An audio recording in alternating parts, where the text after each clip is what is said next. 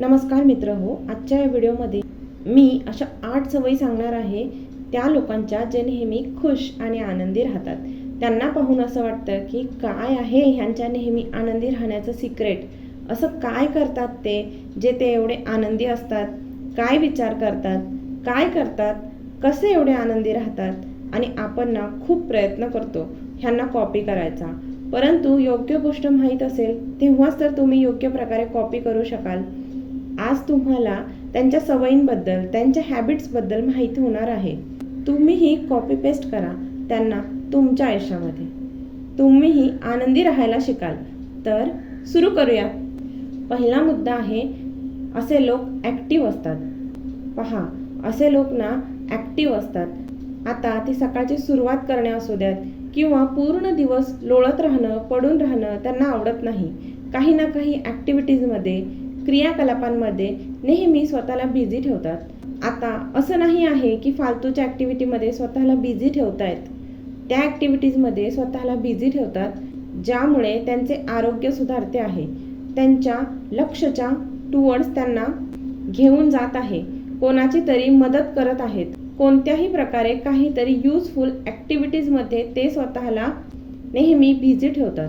आणि जो पण व्यक्ती ॲक्टिव्ह राहतो तो शारीरिकदृष्ट्या खूप फ्रेश फील करतो. तो मेंटल लेवलवर खूपच समाधानकारक, सॅटिस्फाईड फील करतो की ॲक्टिव्ह राहिल्यामुळे तुमच्यामध्ये हॅप्पी हार्मोन्स खूप चांगले राहतात आणि तुमचा स्ट्रेस, तुमचा ताणतणाव रिलीज होतो. परंतु जे लोक नॉनस्टॉप फालतूच्या गोष्टींमध्ये ॲक्टिव्ह राहतात, जसे की ॲक्टिव्ह आहेत सोशल मीडियावर, तर आपण त्यांच्याबद्दल नाही बोलत आहोत, कारण ते तर खूप दुःखी आत्मा असतात. FOMO, fear of missing out ह्याने ग्रासलेले असतात. आपण इथे त्यांच्याबद्दल नाही बोलत आहोत. आपण इथे आनंदी लोकांबद्दल बोलत आहोत, जे स्वतःला नेहमी कोणत्या ना कोणत्या चांगल्या कामामध्ये बिझी ठेवतात. तर चला, दुसरी सवय काय आहे ती पाहूया. असे लोक ग्रॅटिट्यूडच्या फिलिंगमध्ये राहतात. धन्यवाद. पहा, असे लोक असतात जे ग्रॅटिट्यूडच्या फिलिंगमध्ये राहतात. हे ईश्वर, तुम्ही ज्या पण परिस्थितीमध्ये मला ठेवलं आहे हे माझ्यासाठी चांगलंच असेल. बस हेच त्यांच्या आतमध्ये चालत असतं.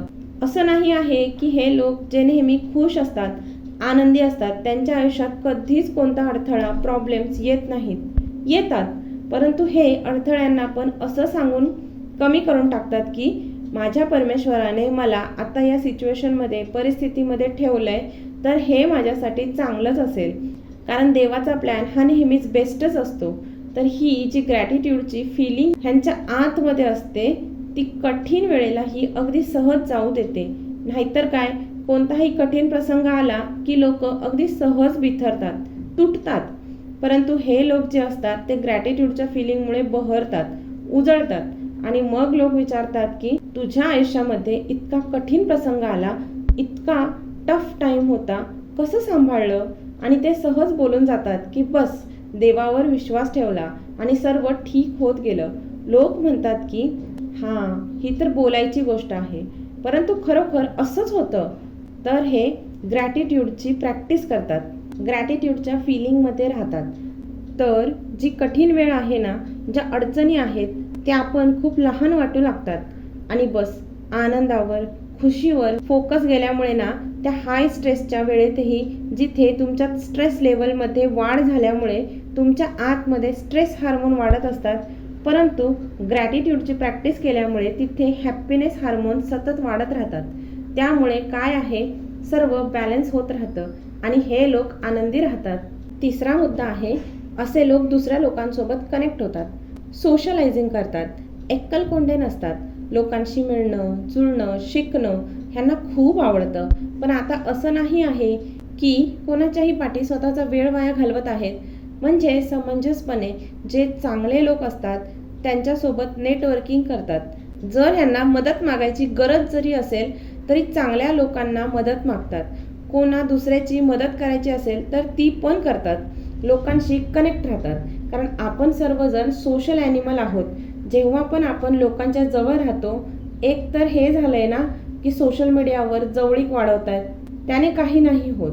जेव्हा रिॲलिटीमध्ये तुम्ही लोकांशी कनेक्ट राहता, तुमच्या लोकांच्या जवळ राहता, तर तिथे जेव्हा तुम्ही हसता तर ते हास्यसुद्धा तुमच्यामध्ये इतका जास्त हॅप्पी हार्मोन्स वाढवतं ना, तुमच्या आतमध्ये जे मेजर हॅप्पी हार्मोन आहेत ते 4ही हॅप्पी हार्मोन वाढले जातात जेव्हा तुम्ही लोकांनी वेढलेले असता, सोशलायझिंग करत असता. चौथा मुद्दा आहे ते इतरांना देतात.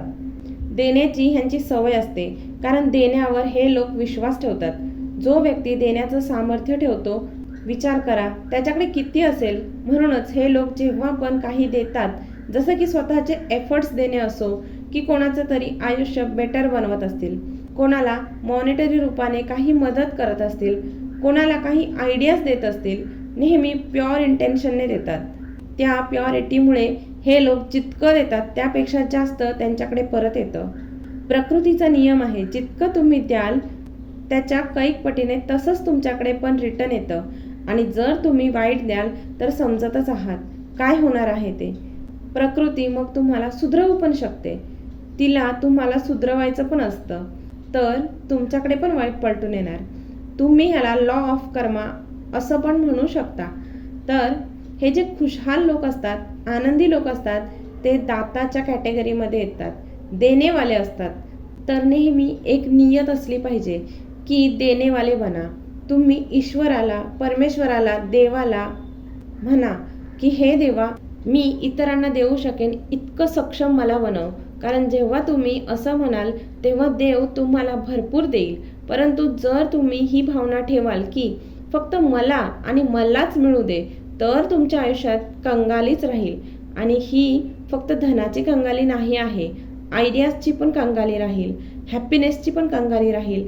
प्रत्येक गोष्टीमध्ये कंगाल राहाल.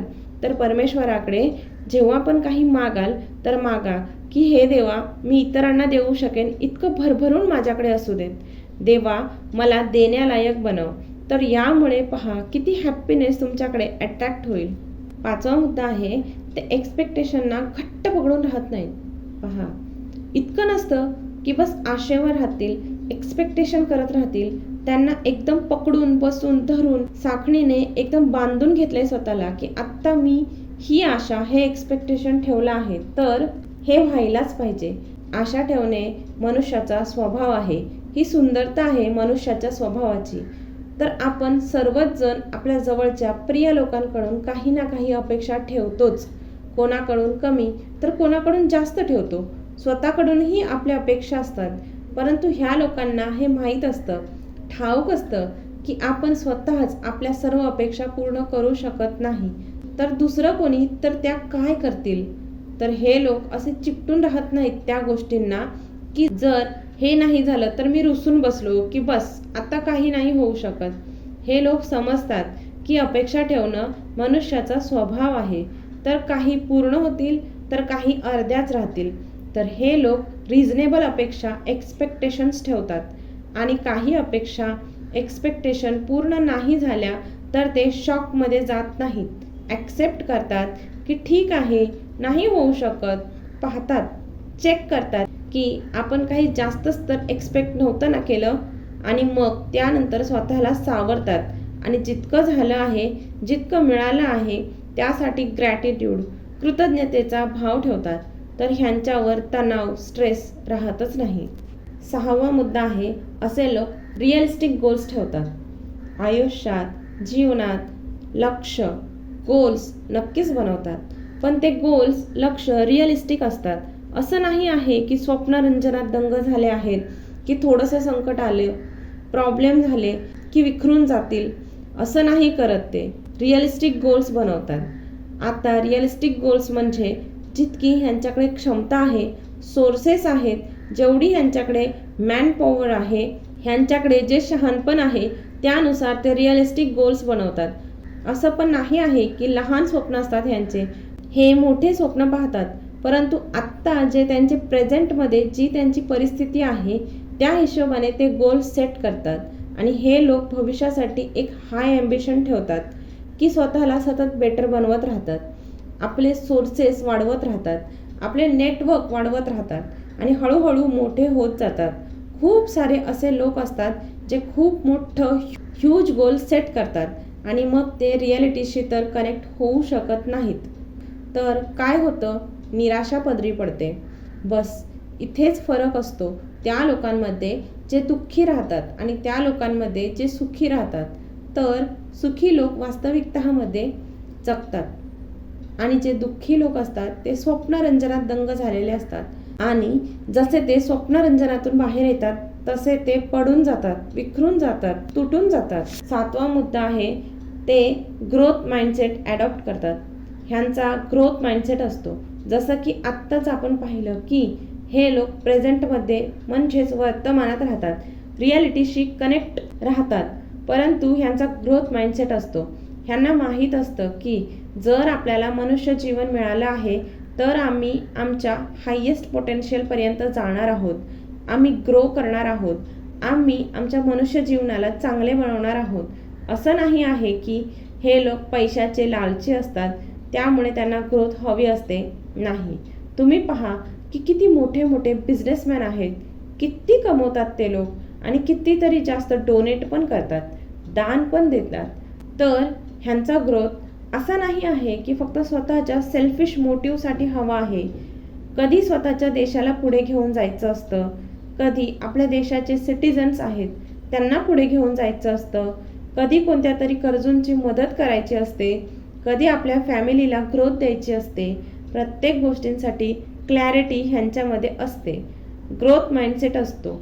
आता ग्रोथ माइंडसेट असल्यामुळे काय होतं, तुम्ही एका दिशेने एका गोल्सवर एका लक्ष्यावर काम करत राहता तर फालतूच्या गोष्टींपासून ते स्वतःचा वेळ वाचवत राहतात. जेव्हा तुमचं डोकं एका गोलवर एका लक्ष्यावर लागून राहील तेव्हा ते स्वतःहूनच फालतूच्या गोष्टींपासून स्वतःहूनच वाचून राहील. तर इथे समजण्यासारखी गोष्ट आहे की लक्ष्य गोल्स बनवणं पण खूप आवश्यक आहे आणि ग्रोथ माइंडसेट असणं सुद्धा आवश्यक आहे. कारण जिथे पण आपली ग्रोथ स्टॉप होऊन जाते, स्टक होऊन जाते तर तिथूनच निराशा, अनहॅपीनेस होणं स्टार्ट होऊन जातं, त्याची सुरुवात होऊन जाते, बोर्डम स्टार्ट होऊन जातं. असं वाटतं की एकदम निराशा येऊ लागते. मनुष्याला त्याच्या आयुष्यामध्ये 100 कमतरता दिसू लागतात. तर जितके पण तुम्ही हे हॅप्पी आनंदी लोक पाहिले आहेत हे नेहमी त्यांच्या पोझिशनला चेंज करत असतात. म्हणजे आयुष्यात पुढे जाण्यामध्ये ते विश्वास ठेवतात, ज्यामुळे ह्यांना त्यांच्या आयुष्यामध्ये एका प्रकारचं समाधान मिळतं. 8वा मुद्दा आहे असे लोक निगेटिव्ह इन्फ्लुएन्सेसना अवॉइड करतात. आजकाल लोकांना खूप पटकन इन्फ्लुएन्स होऊन जातात, परंतु जे पण आनंदी हॅप्पी लोक असतात ते खूप चांगल्या प्रकारे जाणतात की निगेटिव्ह इन्फ्लुएन्ससुद्धा चारही बाजूंना आहे. असं नाही आहे की सोशल मीडियावर कोणाला तरी पाहिलं जसं की अरे बापरे वाह, त्याचं तर आयुष्य किती छान आहे, माझं का नाही आहे तसं, त्याचं आयुष्य तर कसं आहे आणि माझं असं. किंवा कोणी व्यक्ती आहे शो ऑफ करत आहे किंवा काही बडाया मारत आहे, उलट्या सुलट्या काही पण गोष्टी ह्यांच्या डोक्यात फिट करू पाहत आहेत. नाही, सर्वांना अवॉइड करत राहतात. माहीत असतं खूप चांगल्या प्रकारे, कारण एवढी चांगली लाईफ स्किल शिकलेले पण असतात ना, चांगल्या सवयी पण असतात ह्यांच्यामध्ये.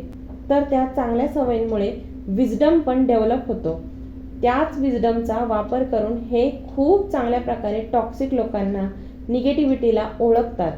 कुठे तुम्हाला सोशल मीडिया किंवा कोणती कंपनी तुम्हाला काय खपवण्याचा प्रयत्न करत आहे किंवा तुमचं ब्रेन वॉशिंग करायची किंवा ब्रेन फीडिंग करायचा काय प्रयत्न करत आहेत, हे सर्व ते खूप चांगल्या प्रकारे समजतात आणि त्या सर्व निगेटिव्ह इन्फ्लुएन्सेसना हे अवॉइड करतात. म्हणूनच इतके जास्त आनंदी राहतात. तर तुम्ही सुद्धा हे सर्व कॉपी आणि पेस्ट करा तुमच्या आयुष्यामध्ये.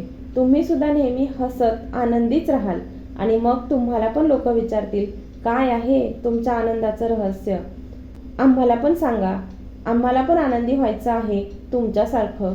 तर सांगा, तुम्हाला इतरांना प्रश्न विचारायचे आहेत का तुम्हाला इतरांच्या प्रश्नाचं उत्तर बनायचं आहे. चॉईस पूर्णपणे तुमचा आहे. आम्हाला तर असंच वाटत आहे की तुम्ही उत्तर देणारे बना. लोकांनी तुम्हाला प्रश्न विचारावेत. आयुष्य तेव्हाच अप्रतिम मस्त भारी आहे ना जेव्हा 4 लोक येऊन तुम्हाला विचारतील की काय रहस्य काय आहे. तर तुम्हाला फक्त ह्या सवयी आत्मसात करायच्या आहेत आणि तुम्ही त्या लायक बनून जाल. स्वतःची विशेष काळजी घ्या, हसत राहा, आनंदी राहा आणि असंच आनंदी राहत हसत मला पुढच्या व्हिडिओमध्ये भेटा. आणि हो, जर कोणाच्या चेहऱ्यावर हास्य निर्माण करायचं असेल तर हा व्हिडिओ आत्ताच त्यांच्यासोबत शेअर करा. धन्यवाद.